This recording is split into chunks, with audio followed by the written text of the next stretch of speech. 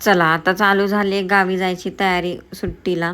तर केसांना मेहंदी लावायची आज मला, त्यामुळे मेहंदी भिजवणार आहे. 2 वाजले दुपारचे, जेवण वगैरे झाले आणि त्यानंतर मी भिजायला घालते मेहंदी.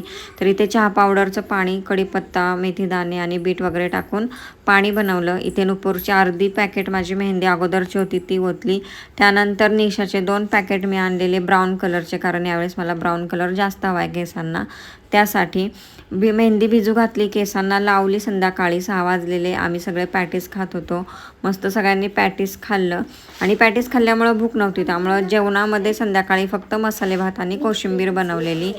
जेवण करायच्या अगोदर मी केस मस्त धुतले आणि त्यानंतर मग जेवण केलं सगळ्यांनी.